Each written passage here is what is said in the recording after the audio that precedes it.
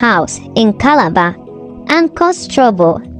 They would rain insults at De-onii, accusing her of being a gold digger and trying to separate his brother from their family.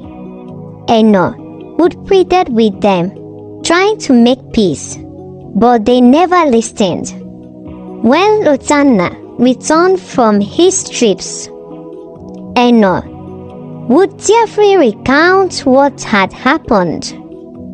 But Lotanna found it hard to believe that his own family would treat her such cruelly. This cycle continued for months. De-onii grew worried of the constant fights. Once upon a time, in the city of Anambra State, there lived a man called Lutana. Lutana was born into a family of 5 children, 4 boys and 1 girl. He was the last born, and his arrival had been the joy of their late parents, who had passed away while he was still in secondary school. Despite the tragedy of losing their parents, Lutana's elder siblings tried to hold the family together. But life had not been easy. They struggled to make ends meet. But Lutana's determination to succeed pushed him through the hard times. As the years went by, Lutana made his way to Calabar, a bustling city known for its vibrant culture and business opportunities. Over there, he put his entrepreneurial skills to work, building a successful business empire.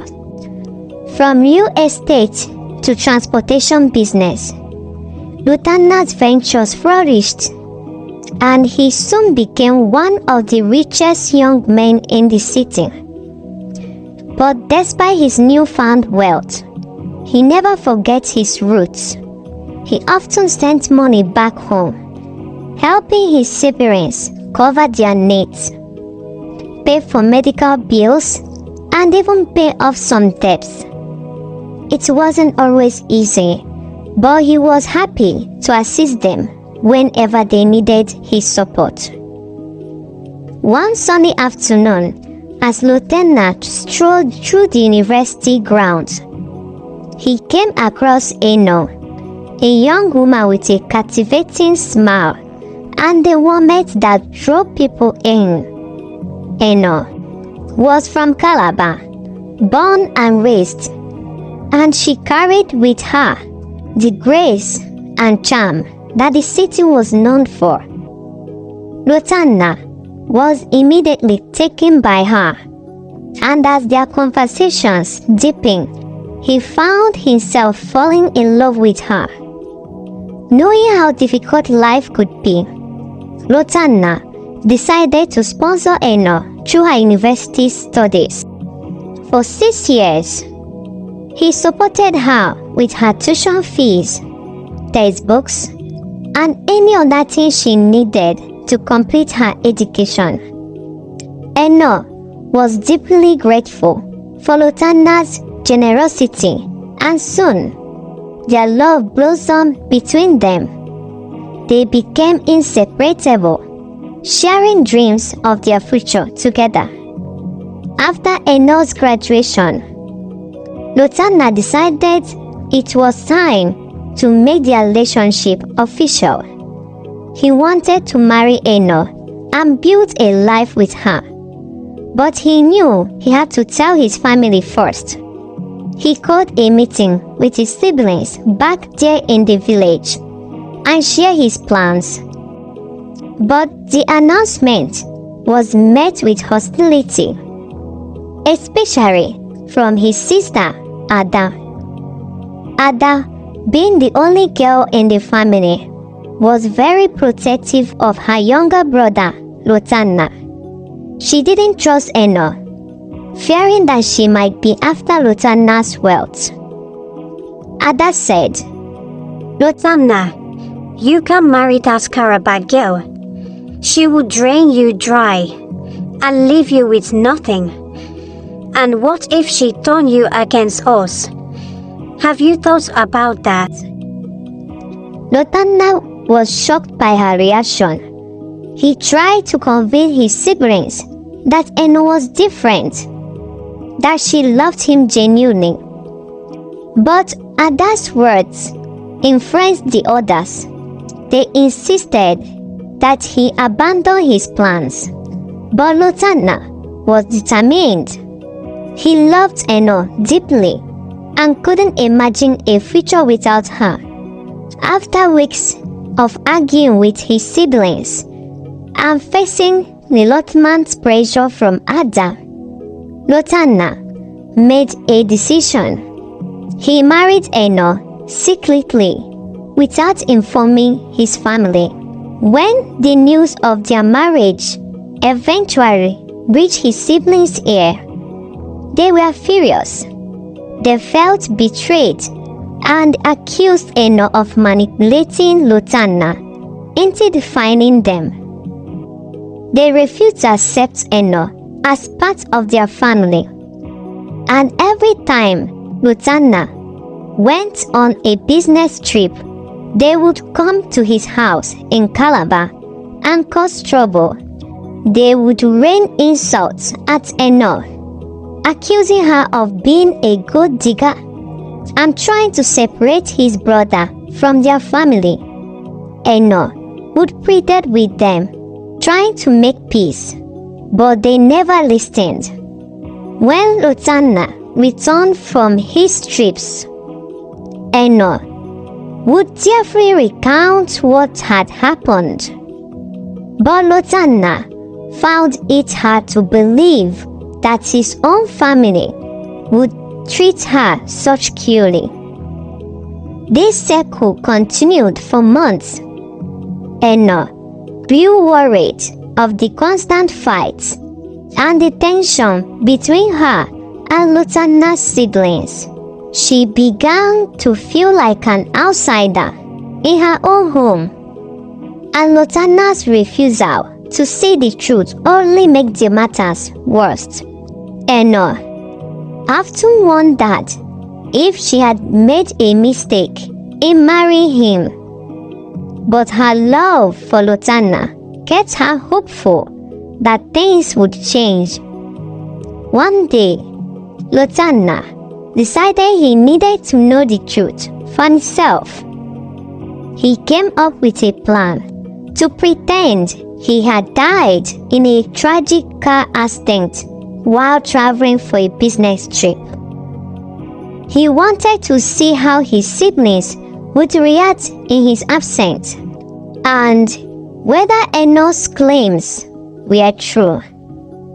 Words of his supposed death spread quickly, and his siblings rushed to his house in Calabar, desperate to claim his share of his wealth. They didn't waste time of mourning him. Instead, they immediately began to divide up Lutana's property. His house, his cars, and his thriving businesses. Ada was the leader now, instructing the others on what to take. We have suffered enough. Now it's time to take what's rightfully ours, she declared, as she ordered Eno to leave the house immediately. They pushed her outside on the streets, locking the gate behind her as they celebrated their newfound riches. But just as they settled back inside the house to enjoy their spoils, Lotanna appeared in the doorway, very much alive. His siblings froze in shock, their faces drained of color. Ada stammered, trying to find an explanation, but the truth was plain for all to see. Lotanna had seen their greed and heartlessness and he was deeply disappointed. How could you? Lutana's voice trembled with anger. I gave you everything I had. I trusted you. And this how you repay me? Ada and others fell to their knees, begging for forgiveness. They swore that they had only acted out of desperation, that they would change if given another chance. But Lotanna could not forgive them so easily. He called the authorities and had his siblings arrested for trespassing and theft. As they were led away in handcuffs, Lotanna's heart felt heavily, but he knew he had to do what is right. He immediately set out to find Eno, who was devastated and was sitting along by the roadside. When Lotanna reached her, he knelt before her, tears streaming down his face. Eno, I'm very sorry. I should have believed you. I should have trusted you when you told me what they were doing. Please, my love, forgive me. Eno looked at Lotanna's face, her heart still aching from all the pain she had endured. But she saw the sincerity in his eyes. She knew he truly regretted his actions.